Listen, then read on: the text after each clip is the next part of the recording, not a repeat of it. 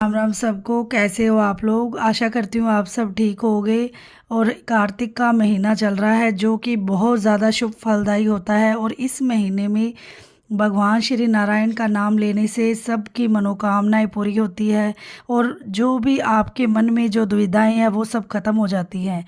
और मैंने अपने चैनल पे लपसी तपसी और गंगा जमुना इल्ली घुण जाटका वाटका जो भी कहानियाँ हम कार्तिक के महीने में सुनते हैं वो सारी मैंने एक साथ ही डाली हुई हैं।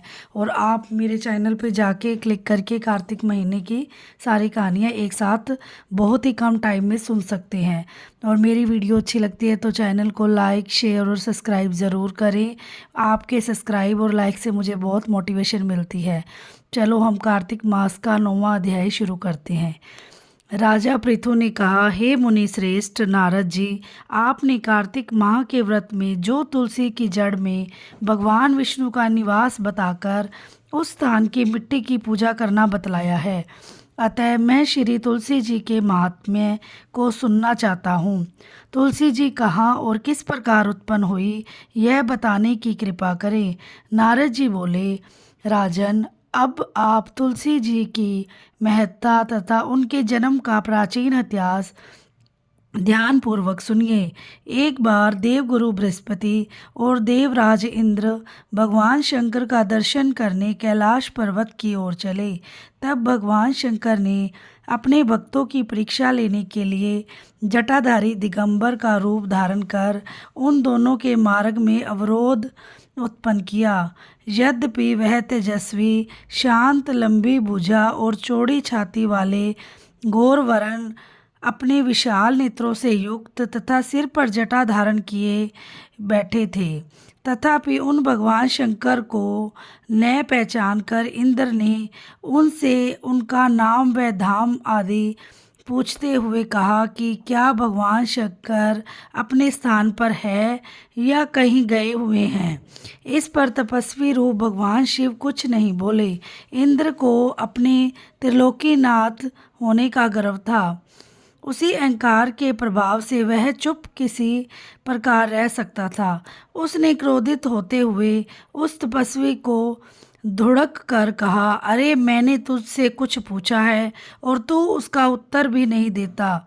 मैं अभी तुझ पर वज्र का प्रहार करता हूँ, फिर देखता हूँ कि कौन तुझे दुर्मति की रक्षा करता है। इस प्रकार कहकर जैसे ही इंद्र ने उस जटाधारी दिगंबर को मारने के लिए हाथ में वज्र लिया, वैसे ही भगवान शिव ने वज्र सहित इंद्र का हाथ स्तंभित कर दिया और विकराल नेत्र कर उसे देखा। उस समय ऐसा प्रतीत हो रहा था कि वह दिगंबर प्रज्वलित हो उठा है और वह अपने तेज से जला देगा। भुजाएं स्तंभित होने के कारण इंद्र दुखित होने के साथ साथ अत्यंत कुपित भी हो गया। परंतु उस जटाधारी दिगंबर को प्रज्वलित देखकर बृहस्पति जी ने उन्हें भगवान शंकर जानकर प्रणाम किया और दंडवत होकर उनकी स्तुति करने लगे।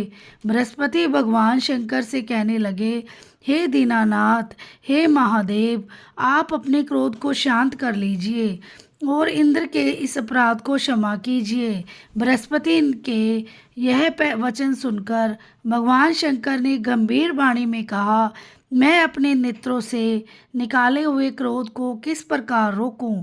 तब बृहस्पति जी ने कहा, भगवान, आप अपना भक्त वत्सल नाम सार्थक करते हुए अपने भक्तों पर दया कीजिए। आप अपने इस तेज को अन्यंत्र स्थापित कीजिए और इंद्र का उद्धार कीजिए। तब भगवान शंकर गुरु बृहस्पति से बोले, मैं तुम्हारी स्तुति से अत्यंत प्रसन्न हूँ। तुमने इंद्र को जीवन दान दिलवाया है। मुझे विश्वास है कि मेरे नेत्रों की अग्नि अब इंद्र को पीड़ित नहीं करेगी। बृहस्पति जी से इस प्रकार कहकर भगवान शिव ने अपने मस्तक से निकाले हुए अग्नि में तेज को अपने हाथों में ले लिया और फिर उसे क्षीर सागर में डाल दिया। तत्पश्चात भगवान शंकर अंतर ध्यान हो गए। इस प्रकार जिनको जो जानने की कामना थी उसे जानकर इंद्र और बृहस्पति अपने अपने स्थान पर चले गए। ये थी हमारी नौवें अध्याय की कथा। और आगे भी कथा सुनने के लिए चैनल को लाइक, शेयर और सब्सक्राइब कीजिए। और मुझसे कोई गलती हो गई तो मुझे क्षमा कीजिए। जय श्री राधे। नारायण नारायण नारायण, श्रीमन नारायण नारायण नारायण, भजमन नारायण नारायण नारायण, श्रीमन नारायण नारायण नारायण, भजमन नारायण नारायण नारायण, श्रीमन नारायण नारायण नारायण। जय श्री राधे।